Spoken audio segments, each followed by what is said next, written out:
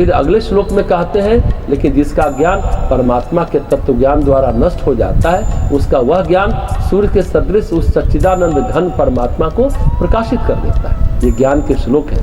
ये 15वां और 16वां है। अगला श्लोक है, जिनका मन तद्रुप हो रहा है, ऐसे तत्परायण पुरुष ज्ञान के द्वारा पाप रहित होकर परम गति को प्राप्त होते हैं। माँ की गोद में ज्ञान मिलना शुरू हुआ, नर्सरी में ज्ञान मिलना शुरू हुआ, कक्षा 1 में ज्ञान मिलना शुरू हुआ, ज्ञान मिलता ही रहता है। ज्ञानी जन विद्या और विनय युक्त व्यक्ति में गौ, हाथी, कुत्ते और चंडाल में समदर्शी होते हैं। ये ज्ञान है। समदर्शी नहीं हुए, ये ज्ञान है। ये ज्ञान बताया गीता में। आगे भगवान कहते हैं कि जिनका मन संभाव में स्थित है, उनके द्वारा जीवित अवस्था में संपूर्ण संसार जीत लिया गया है, क्योंकि सच्चिदानंद परमात्मा निर्दोष और सम है। ये क्या है?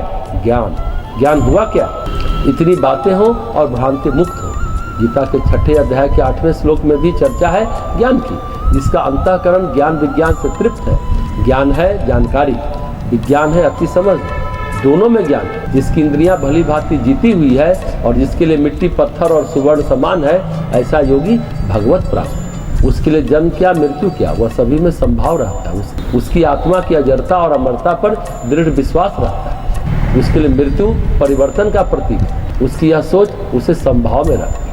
एक पादरी ऑस्टिन ने एक नया गिरजाघर बनाया। एक चित्रकार को बुलाकर प्रवेश द्वार पर मृत्यु का बड़ा चित्र बनाने का आदेश दिया।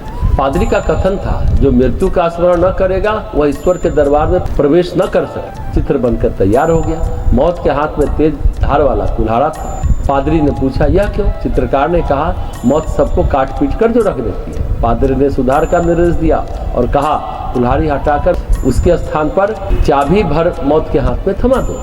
परिवर्तन करते समय चित्रकार ने कारण पूछा। ऑस्टिन ने कहा, मृत्यु किसी को नष्ट नहीं करती। मृत्यु का एक उपयोगी द्वार भर खोलती है। वह मृत्यु को भी स्वप्न का एक अंश मानकर स्थिर रहता है। स्वप्न आते हैं जाते हैं, उसके लिए क्या रोना क्या हंसना।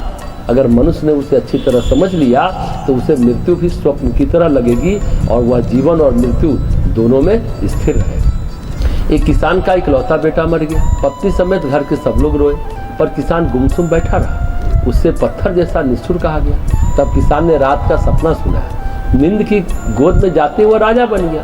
धूमधाम से विवाह हुआ। रानी के साथ सुखपूर्वक समय बीता और 7 राजकुमार उत्पन्न हुए। इतना दृश्य देखते देखते नींद खुल गई। किसान राजपाट, रनिवास और राजकुमारों के हाथ से चले जाने के कारण दुखित हो रहा था। इस एक बेटे के चले जाने की बात तो तुच्छ थी। लोगों ने समझाया कि वह तो सपना मात्र था। किसान ने कहा कि मैं कैसे मानूं? क्या यह वर्तमान घटना भी स्वप्न नहीं है? तो ज्ञान का एक रूप यह भी है।